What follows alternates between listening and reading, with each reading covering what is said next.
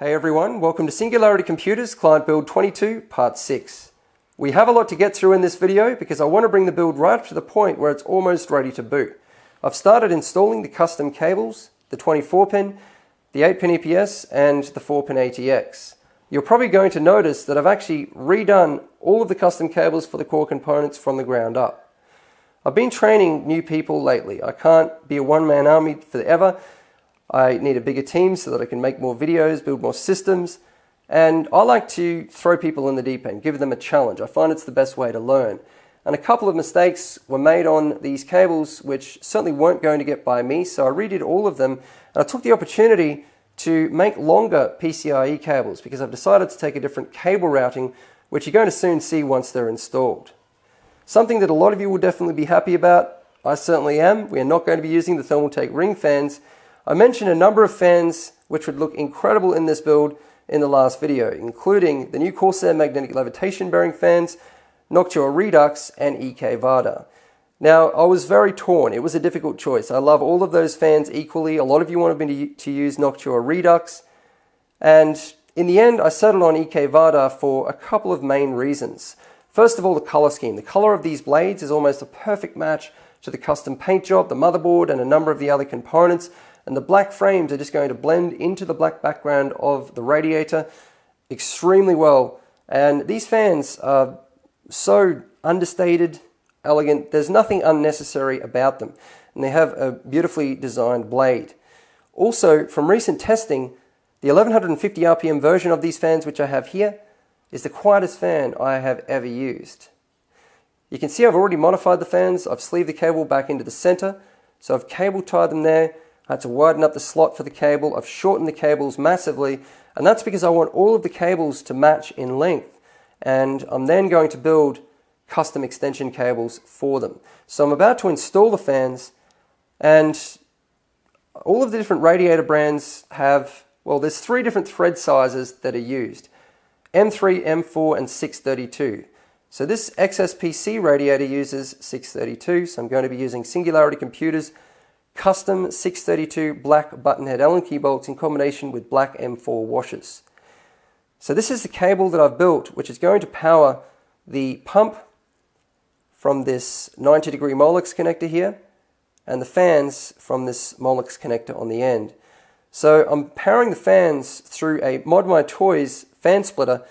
I use these in almost every single one of my builds. I've never had any trouble with them. They're great, the range is excellent. I use them in combination with the Aquero, all sorts of different things. Because of their massive range, you can do almost anything.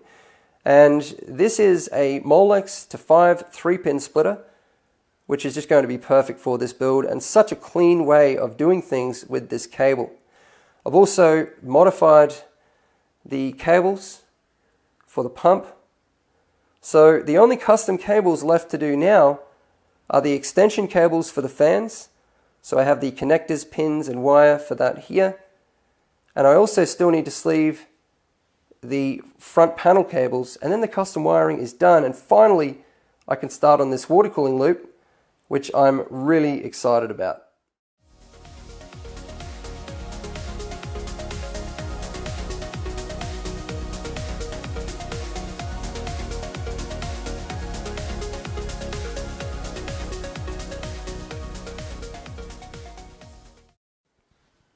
Around the back of the build, I've connected up the cable which is going to run the pump and the fans. The pump wiring comes through this hole, connects straight up to there, and the splitter I'm installing just here because it was just the perfect clean spot for it. Because all of the fan wiring comes through this hole, which is custom. It's been cut into the case and it's going to run to here. I'm going to route the pump cable through. I don't actually need to connect this up now because obviously I need to run it from an external power supply when I fill the loop, but I just want to connect it up to test it. So, the 90-degree connector, it does take up a fair bit of height, which is not a major problem because, we can come all the way out to here, but if I didn't have this much room, I would definitely run a dedicated cable for the pump instead. So I'm using one of these ModSmart cable management components. to hold this cable in position. And just one should be enough. These are great. There's quite a range of different ones. I use them in every single one of my builds. You can pick them up at Performance PC. They always have basically the full range in stock. Now I'm going to get the lengths of the fan extension cables, and for this I'm using my little trick with a length of wire, 18 or 16 gauge, doesn't matter. I have my ruler down here. I'm going to route it exactly where I'm going to be routing the fan extension cables. One cable that I don't mind running a bit further to keep things clean is a fan cable. The fans are installed, and I'm definitely happy with the choice of the EK Vardar fans. This is exactly what I had in mind for this build. And I'm just in the process of building the last fan extension cable. This one here is actually for the pump, for running the PWM signal to the motherboard. And whether you're actually going to control the pump RPM via PWM or whether you're just reading off the RPM, you can connect that cable to any fan header on the motherboard. But it is best to connect it to the CPU fan header, because a lot of BIOSes, when they are at their defaults, the system won't even boot unless there's a signal going to the CPU fan header.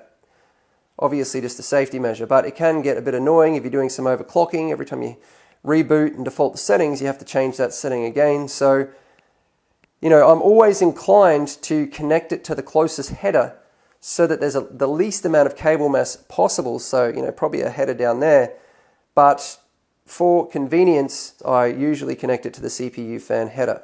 One of the problems when you are sleeving a fan extension cable, you'd never individually sleeve 22 gauge wire. It would just become a mess. I don't recommend it. It's something that I have seen done though. But I always sleeve them all together. That way you can run the heat shrink right up and over the connectors. It's a lot cleaner.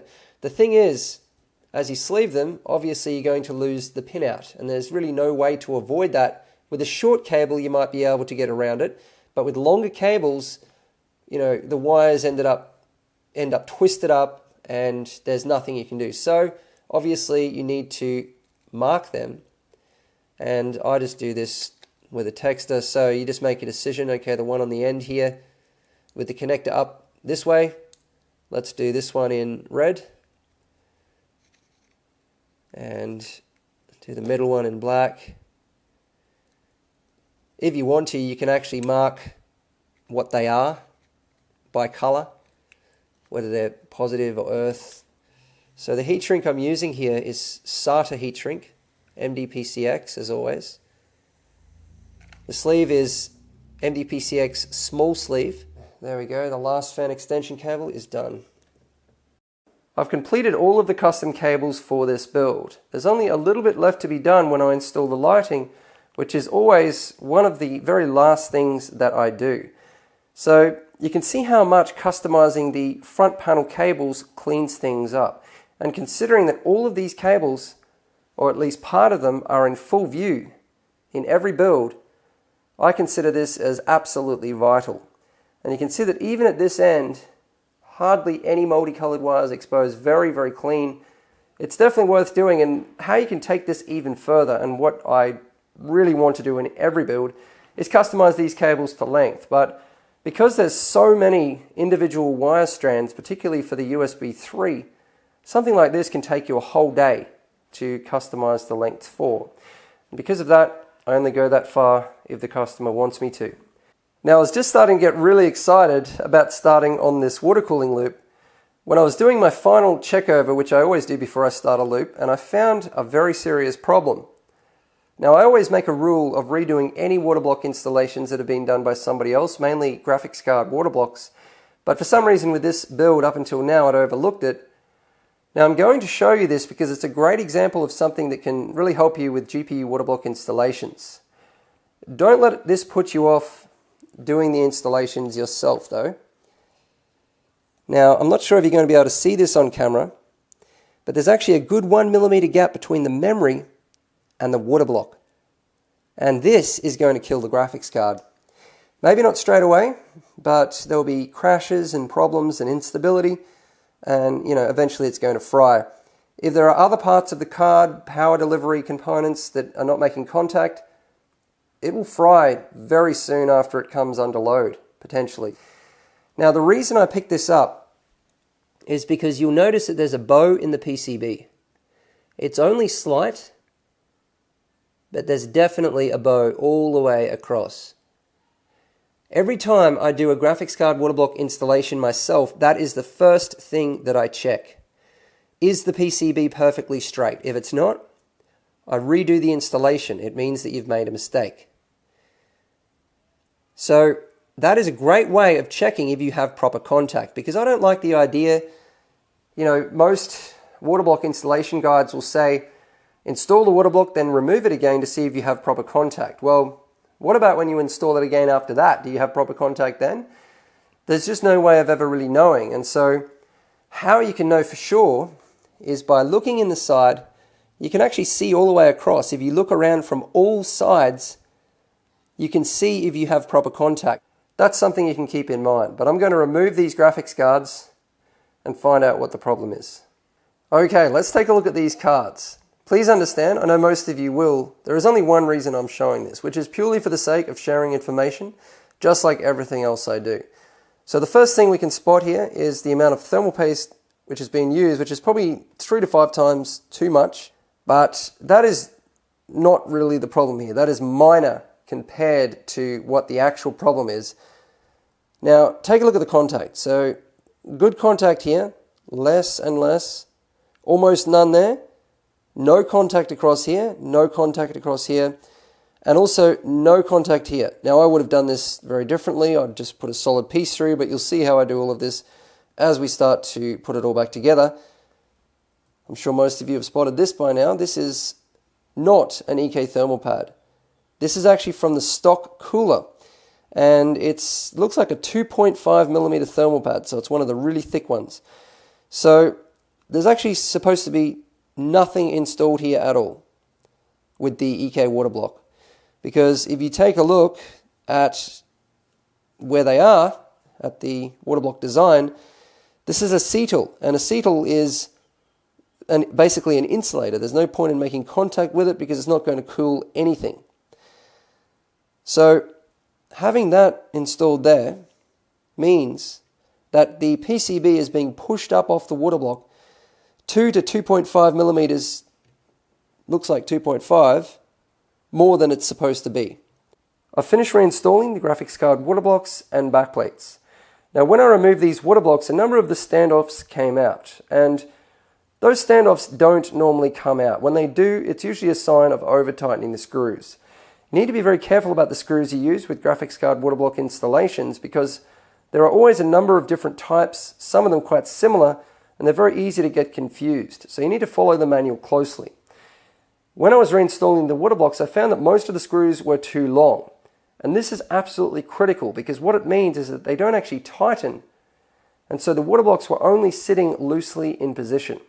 Potentially another problem that could actually kill these cards. So I had to change all of the screws and bolts. But anyway, most importantly of all, let's take a look if the PCBs are flat. And you can see that they are. It's finally time to start on the water cooling loop, and I'm really excited about this one. I always am, but I have something in mind for this loop which I think is going to be quite interesting, but we'll get to that soon. You can see that I've started installing fittings, and for this loop I need to use the least amount of fittings possible. So I'm going to try to get away with just using hardline compression fittings, although I may have to use a 90-degree fitting somewhere. We'll just have to wait and see.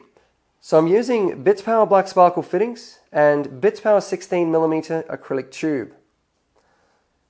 I have the Bits Power fittings collection out here ready to go, as you can see.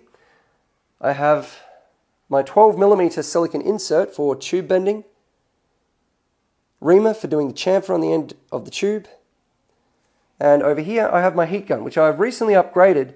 Now I'm certainly not recommending any particular brands, but this heat gun has some great functionality. With this display, it shows you the current temperature, a target temperature, so it means that you can set the temperature, tweak it, get the perfect temperature to heat the tube without overheating it, but also heat it within the shortest possible time. Because that's the problem. It either takes forever to heat the tube up to the point where you can bend it, or you end up heating it too fast in which case it starts bubbling and just destroys the tube. So, it's great to have that little bit of extra accuracy with the temperature. It really makes things a lot quicker and easier. So let's get started on these bends. There's going to be some difficult ones in this build.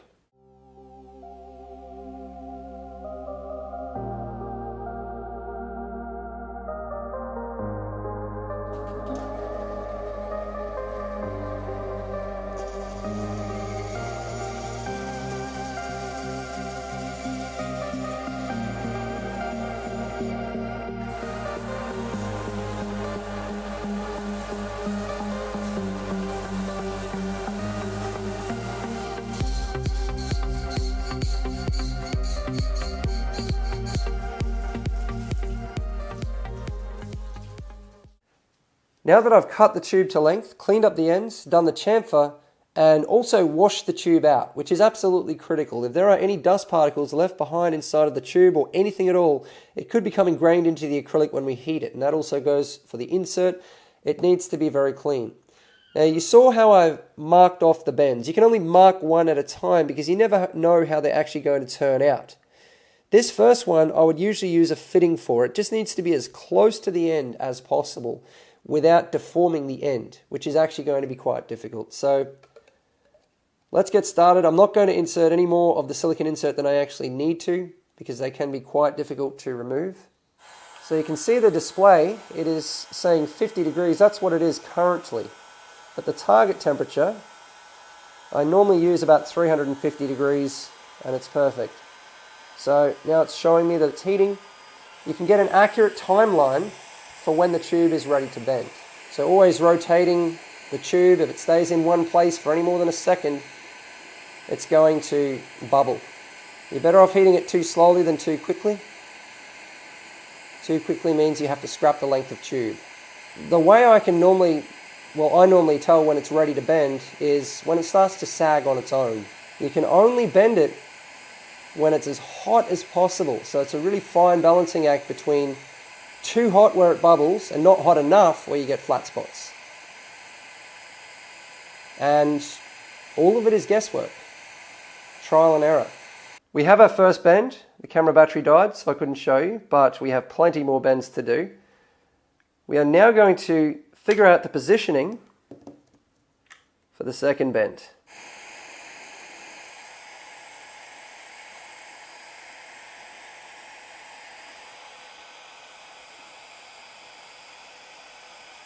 You can only do these bends so close to the end of the tube before it starts to deform, but you can do them a bit further away and then cut the tube back. So that's what I'm going to do here. This is what happens when you try to do a bend too close to the end of the tube. You can see that I started to bend it from about 30 millimeters in, which is here, and it has completely deformed the end of the tube, which you just cannot have. On this end, I did it about 50 millimeters away and now I've cut it back. The way I use fittings is a signature part of my water cooling loops. If you look back at my builds, I always do a lot of unique things with fittings. For me, they are a huge part of building a water cooling loop. They define the tubing routing. They're just incredibly important.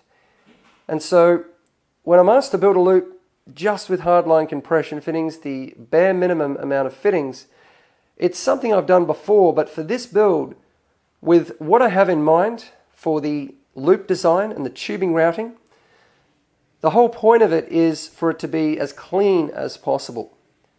And just using hardline compression fittings is really going to take away from the tubing routing and the design that I have in mind.